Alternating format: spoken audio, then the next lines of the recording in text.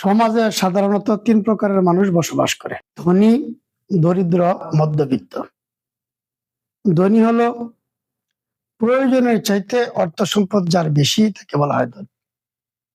দরিদ্র হলো প্রয়োজনের চাইতে অর্থ সম্পদ যার কম বা নাই, তাকে বলা হয় দরিদ্র। মধ্যবিত্ত হলো প্রয়োজন পরিমাণের সম্পদ যার আছে, তাকে বলা হয় মধ্যবিত্ত। এটা একটা সহজ ব্যাখ্যা, এছাড়া অন্য ব্যাখ্যা থাকতে পারে, এটা সহজ একটা ব্যাখ্যা। এই তিনটি আল্লাহ রাব্বুল আলামিনের নিয়ামত। যদি আল্লাহ নিয়ামত হিসাবে দিয়ে থাকেন তাহলে তিনটি নিয়ামত।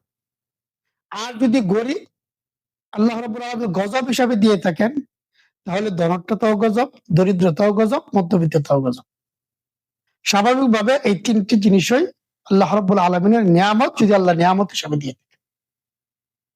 তার অনেক কারণ রয়েছে এই তিনটি যে নিয়ামত। কারণ একটা কারণ হলো এটা, দরিদ্রতা বলেন, ধনাত্মতা বলেন আর মধ্যবিত্ততা বলেন, এটা আল্লাহই দান করেন, আল্লাহই দেন।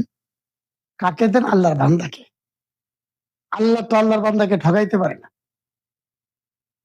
যেহেতু আল্লাহ আল্লাহর বান্দাকে ঠকাইতে পারে না, তাহলে যারা ধনী বানানো হয়েছে আল্লাহ বানাইছেন, যাকে গরিব বানানো হয়েছে আল্লাহ বানাইছেন, যাকে মধ্যবিত্ত বানানো হয়েছে আল্লাহ বানাইছেন।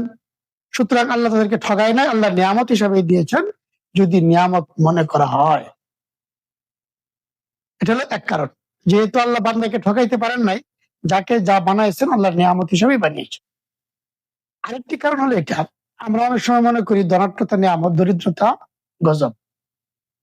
ধনাত্মতায় যদি নিয়ামত হইতো তাহলে সমাজের সকল মানুষ যদি ধনী হয়ে যেত, সমাজ চলতো না। কারণ ধনীদের কাজকর্ম করার লোক পাইতো না, লোক পাওয়া যেত না। ধনীদের ইলেকট্রিক পরিষ্কার করার লোক পাওয়া যেত না, কৃষি কাজ করার লোক পাওয়া যেত না, জুতা সেলাই করার লোক পাওয়া যেত না। তাহলে তো ধনী হওয়া একটা বিরাট বড় বিপদ হয়ে যেত।